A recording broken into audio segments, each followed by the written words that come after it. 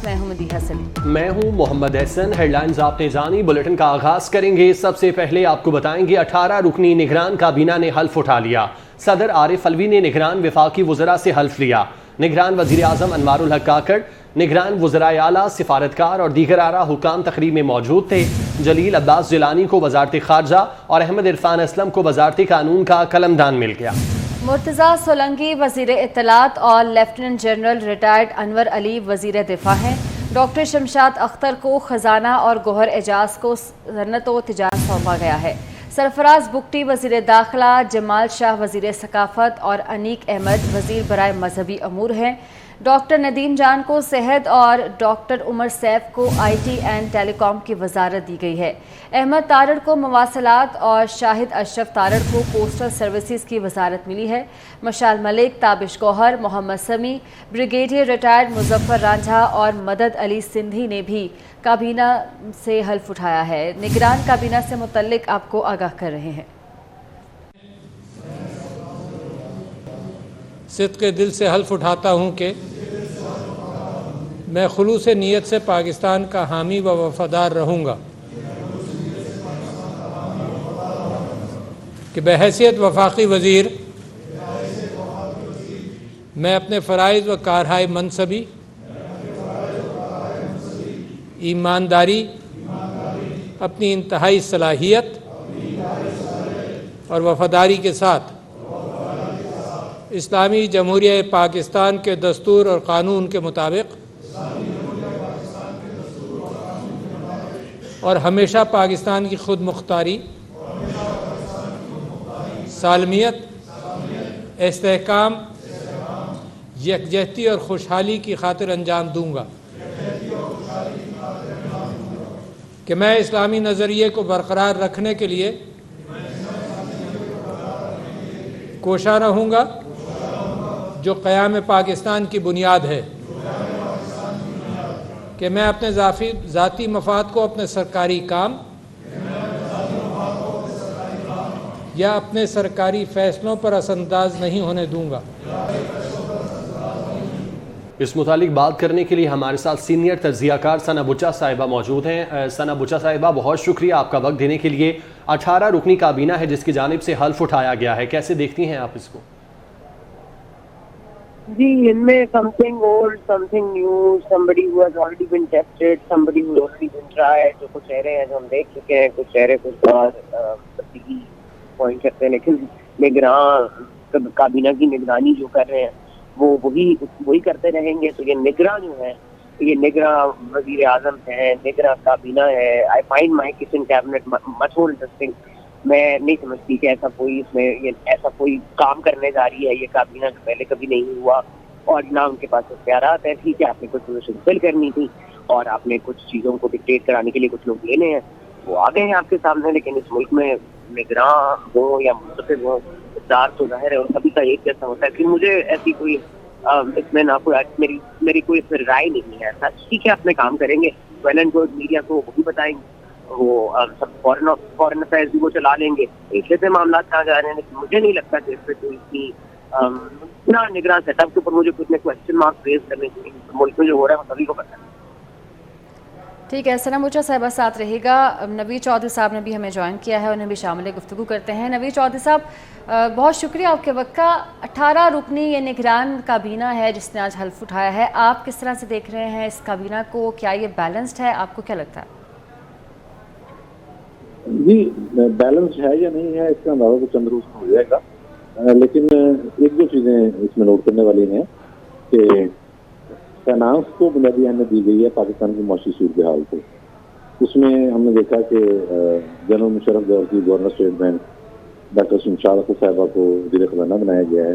तो ये आलमी मालियाती इदारों से डील करने की माहिर समझ जाती हैं, ये इनकी एक कहना चाहिए कि खसूसियत है।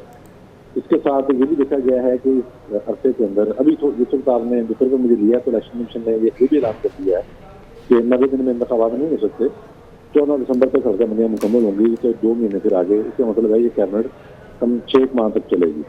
तो इस अरसे के दौरान उन्होंने ये भी देखा है कि बरामदात में इजाफा कैसे सकता है। तो मरूफ सनतकार जो हैं गौहर एजाज साहब, उनको वज़ीर सनअत तिजारत बनाया गया है। फिर वज़ीर कानून जिन साहब को बनाया गया है, ज़ाहिर है अदालतों के हवाले से बहुत सारे चैलेंज दरपेश हैं, लेकिन उन साहब की भी जो पहचान है वो कॉर्पोरेट लायर के तौर पर है। पाकिस्तान के जो माली मामला हुए बास कंपनियों के साथ बाहर जाकर मुकदमात वो लड़ते रहे, कॉर्पोरेट लायर हैं, वो उनको आगे रखा गया है। फिर लॉ एंड ऑर्डर की सूरत हाल जो हमें दरपेश है, ज़ाहिर बहुत संगीन हो चुकी है। ख़ुसूसन CPAC के ऐलान के बाद इस तरीके के साथ बलूचिस्तान में और KPK के अंदर जगह जगह पे दहशतगर्दी हो रही है। कई वाक़या रिपोर्ट हो रहे हैं और कई नहीं भी रिपोर्ट हो रहे। उसमें सरफराज भुट्टी साहब को वज़ीर दाखिला बनाया गया है। ये एस्टैब्लिशमेंट के आदमी है, लेकिन आप यूँ समझें कि ये कोऑर्डिनेट करने की अहलियत रखते हैं कि पुलिस या पैरामिलिट्री फोर्सेस और पुलिस फोर्स के दरमियान और एजेंसियों के दरमियान किस तरह की शख्सियत दिलाया गया है। और एक और जो इसमें मैं समझता हूँ इम्पोर्टेंट इजाफा है कैबिनेट के अंदर, वो वज़ीर खारजा साहब का है। वो इस हवाले से कि जब CPAC के माहदे तय पा रहे थे और सारी उसकी जुजियात तय हो रही थी, तो उस वक्त ये सेक्रेटरी खारजा थे, तो अमेरिका में भी सफीर रहे हैं जलील अब्बास गिलानी साहब। तो है कि CPAC के हवाले से ये जो आलमी अमूर होंगे उसको भी देखेंगे। तो मजमूई तौर पर ये फनास जो है उसको आगे रख के सारी सूरत हाल मुझे लगता है उसको आगे रखा गया है। और जो चैलेंज आगे दरपेश आएंगे वो तो जाहिर है उसका तो थोड़े दिन में पता लगेगा। टीम तो बन गई अनवार काकर साहब की, तो कैसे ये डिलीवर करती है और हालात को कैसे कंट्रोल करती है, ये जाहिर हफ्ते 10 दिन में नजर आ जाएगा। ठीक है नवीद चौधरी साहब, आप हमारे साथ मौजूद रहिएगा। सीनियर सहाफ़ी रिजवान रजी साहब ने भी हमें ज्वाइन किया है, उनको भी शामिल गुफ्तगू करते हैं। रिजवान साहब, बहुत शुक्रिया आपके वक्त का। 18 रुकनी काबीना पे भी आप अपना कमेंट दें। स्पेशली अगर हम वजारतों की बात करें तो वज़ीर ख़ारजा जलील अब्बास जिलानी है, जबकि डॉक्टर शमशाद अख्तर को ख़जाना की वजारत दी गई है और वज़ीर दाखिला सरफराज बुगटी हैं। ये पिक आप कैसे देखते हैं? देखिए, ये तमाम लोग जो हैं इनका अगर हम 9 मई से पहले का जायजा लें तो ये 9 मई से पहले इनमें से बेशतर लोग जो है, अक्सरियत इस काबीना की, वो हमें PTI के ज्यादा करीब नजर आती है। लेकिन 9 मई के वाक़े के बाद इनमें से बेशतर लोग PTI से अपनी जो दूरी इख्तियार कर चुके हुए थे। एक बात। दूसरी बात ये है कि अगर हम उनको PTI के कोटे से समझ लें तो फिर इस काबीना के अंदर ऐसे तमाम अफराद की अक्सरियत पाई जाती है जिनके हवाले से मुख्तलिफ पार्टियों के दिलों में नरम गोशा है, या जिनके पास मुख्तलिफ पार्टियों के लिए नरम गोशा है। दोनों सूरतों के अंदर ये एक बड़ी बैलेंस्ड जो है काबीना रखी गई है। और इसके अंदर डॉक्टर साहिबा जो हैं, डॉक्टर साहब का कैरियर जो है वो बड़ा बेदाग रहा हुआ है। पहले भी वो गवर्नर स्टेट बैंक रह चुकी हैं और बड़े स्ट्रॉन्ग हैंडेडली उन्होंने स्टेट बैंक ऑफ पाकिस्तान को चला रखा है। और अब जो है वही दरपेश है कि IMF का प्रोग्राम जो है वो इम्प्लीमेंट होना है, रिफॉर्म्स इंट्रोड्यूस होनी है, और उन रिफॉर्म्स को सही तरह से इन अगले 3 माह के लिए, या अगर ये इलेक्शन डिले होते हैं तो अगले 5 माह के लिए मॉनिटर करने के लिए उससे बेहतर और गैर जानबदार जो है वो शख्सियत नहीं हो सकती थी। सरफराज बुगटी साहब जो हैं, उनकी मौजूदगी ये जाहिर करती है वज़ीर दाखिला के तौर पे कि राना सनाउल्लाह की पॉलिसी जो है वो कंटिन्यू करेगी और मतलब कि शरपसंदों के लिए ज़ीरो टॉलरेंस होगी। और चूंकि सबसे ज्यादा पुलिस की और लॉ एनफोर्सिंग एजेंसीज की हाई हेडेडनेस के शिकायत बलूचिस्तान से हैं, तो बलूचिस्तान से एक वजीर दाखिला का होना इस केयर टेकर सेटअप के अंदर, जबकि प्राइम मिनिस्टर भी जो हैं वो उनका ताल्लुक भी बलूचिस्तान से है, तो इसका मतलब है कि बलूचिस्तान के लिए जो है वहाँ पे जो है वो आनी हाथों से निपटने का कोई खास फैसला है या खास स्ट्रेटजी है ये केयर टेकर गवर्नमेंट बनाने वालों के हिसाब से। डॉक्टर उमर सैफ साहब जी यंगेस्ट PhD MIT के पाकिस्तानी ओरिजिन के पढ़े लिखे आदमी हैं, दुशीरे आदमी हैं, ये आईटी यूनिवर्सिटी को उन्होंने एक नई पीक पे लेके गए ठीक है रिजवान साहब, आप हमारे साथ मौजूद रहिएगा, हमारा पैनल हमारे साथ ही मौजूद है। एक और अहम खबर शामिल करते हैं जिसके मुतालिक आपका तज्जिया लेंगे। इलेक्शन कमीशन का डिजिटल मरदमशुमारी के सरकारी अशात के नताइज के मुताबिक नई हल्का बंदियां करने का फैसला। इलेक्शन कमीशन ने नई हल्का बंदियों से मुतालिक नोटिफिकेशन जारी कर दिया। इलेक्शन कमीशन ने सूबाई हुकूमतों और इदारे शुमारियात से भी मुआवनत तलब कर ली है। इलेक्शन कमीशन ने नई हल्का बंदियां करने का फैसला कर लिया है। इलेक्शन कमीशन का डिजिटल मरदमशुमारी की सरकारी अशात के नताइज के मुताबिक नई हल्का बंदियां करने का फैसला किया गया है। हमारा पैनल हमारे साथ ही मौजूद है। सना बुचा साहिबा का रुख करते हैं। सना बुचा साहिबा, आज की दो अहम खबरें हैं। एक जानिब का ऐलान किया गया है, साथ ही इलेक्शन कमीशन की जानिब से नई हल्का बंदियां करने का फैसला किया गया है। तो क्या इस तमाम तर सूरत हाल के बाद नजर आ रहा है कि 90 रोज के अंदर अब इलेक्शन मुमकिन नहीं है? ये जो अनथक कोशिशें और मेहनत जो है हमारे जो भी बरसर इक़्तिदार थे या है जो भी कॉल शॉट करते हैं वो शॉट को मेरा ख्याल है बड़ी उन्होंने मेहनत की है कि निगरान सेटअप बनाने के लिए। तो इलेक्शन कमीशन भी जाहिर है पेश है, वो भी अपील करेगी जो उनका इख्तियार है, क्योंकि सारा इख्तियार जो है हमने इलेक्शन कमीशन को दे दिया। तो मुझे तो मालूम नहीं कि फिर निगरान हुकूमत जो है वो सिर्फ इलेक्शन कमीशन के सामने किस तरह से रखेगी मामला। अब ये आप करवा लें हल्का बंदियां, इसके बाद क्या करेंगे? 2/3 अक्सरियत कैसे लाएंगे? तो सुप्रीम कोर्ट में केस चला गया है, पीटीआई वहां भी चली गई है। आया कि ये हमारे जो मौजूदा चीफ जस्टिस हैं उस पर कोई कब्जा लगाते हैं, या जो आने वाले चीफ जस्टिस हैं जो इनके बाद आएंगे क्या वो इसको इसी तरह से फॉलो करेंगे?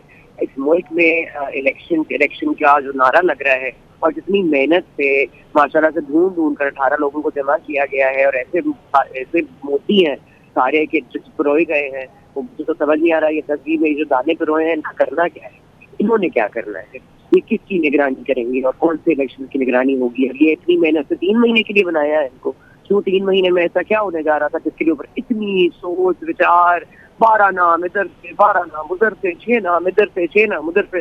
सब एक मुल्क में माशाल्लाह ऐसी चीजें पर इत्तेफाक होता है। मैंने तो बहुत कम ही देखा है, लेकिन पहले इनका भी शौक पूरा हो जाने में कोई थोड़ा सा ये अपने मिनिस्टर बन के कोई खुशी होती है किसी को, तो जरूर 100 बिस्मिल्लाह हो जाए।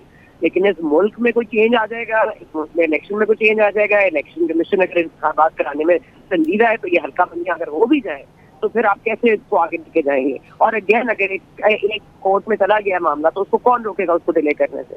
और अगर हल्का बंदियां तो आप लोगों ने कर ली, सेंसस भी आप लोगों ने कर ली, लेकिन आगे आप कैसे करेंगे उसको इन्वॉल्व? कैसे आप करेंगे उनको, तादाद कैसे बढ़ाएंगे? क्या आप तादाद कम कैसे करेंगे? आप नहीं कर सकते, जब आप फिर 2/3 अक्सरियत नहीं होगी तो। और ये भी जो ये हम कह रहे हैं ना निगरान हुकूमत जाने सबसे पहले सारे इंतजाम मुकम्मल है।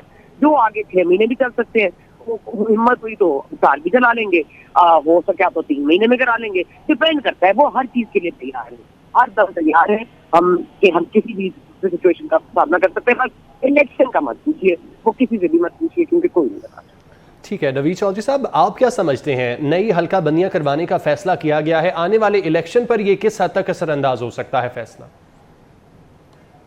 बुनियादी तौर पर यह फैसला 2021 में उस वक्त के प्राइम मिनिस्टर ने किया था और मुश्तरका मफादात कौंसिल के इजलास में किया था कि 2023 के इंतखाबात नई मरदमशुमारी की बुनियाद पर होंगे।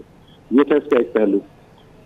उसके बाद जब ये मरदमशुमारी हो गई और उसके नताइज का ऐलान हो गया तो ज़ाहिर है मुश्तरका मफादात कौंसिल ने फिर इसकी मंजूरी भी दे दी।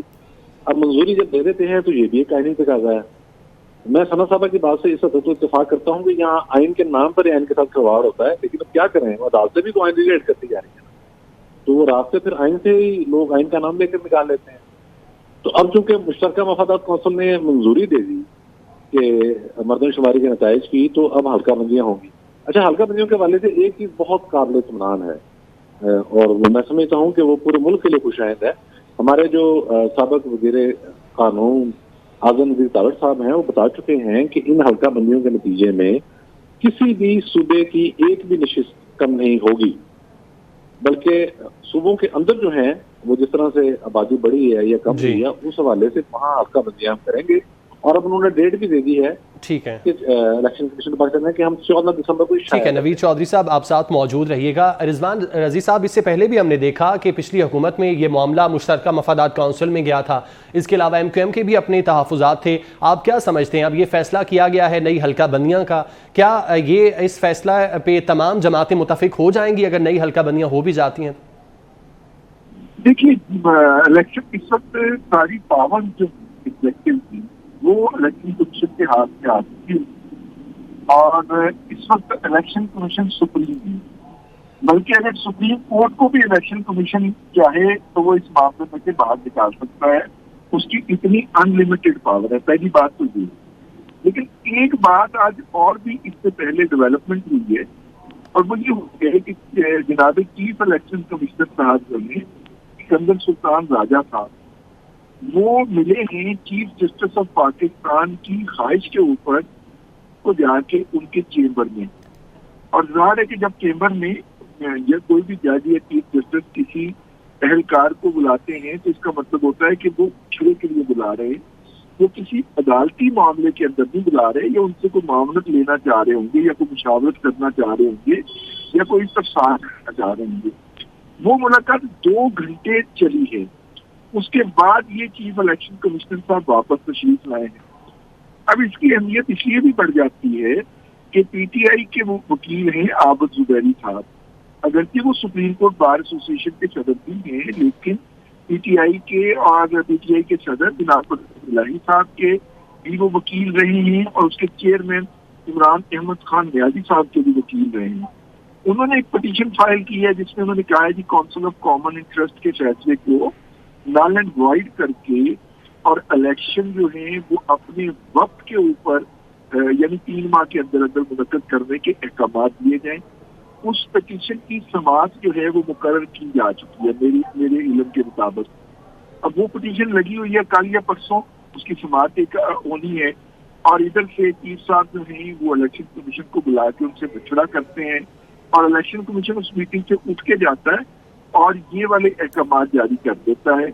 डॉट्स को जोड़ने से बहुत सारी चीजें वाज़ेह हो जाएंगी कि इलेक्शन कमीशन जो है वो नई हल्का बंदियों के बगैर इलेक्शन में जाने के मूड में नहीं है।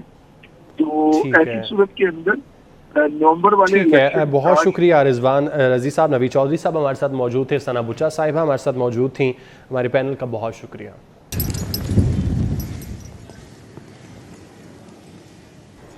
गवर्नर हाउस में निगरान वज़ीर आला सिंध की तकरीबी हल्फबरदारी जारी है। जस्टिस रिटायर्ड मकबूल बाकर निगरान वज़ीर आला सिंध का उन्होंने हल्फ उठा लिया है। गवर्नर सिंध ने जस्टिस रिटायर्ड मकबूल बाकर से निगरान वज़ीर आला का हल्फ लिया है। साबिक वज़ीर आला सिंध मुराद अली शाह भी इस मौके पर मौजूद थे, जबकि गवर्नर सिंध कामरान टेसोरी की जानिब से उनसे हल्फ लिया गया है। जस्टिस रिटायर्ड मकबूल बाकर ने निगरान वज़ीर आला सिंध का हल्फ उठा लिया। न्यूज़ स्टूडियो से फिर वक्त इतना। बाखबर रहने के लिए आप देखते रहिए 24 न्यूज़।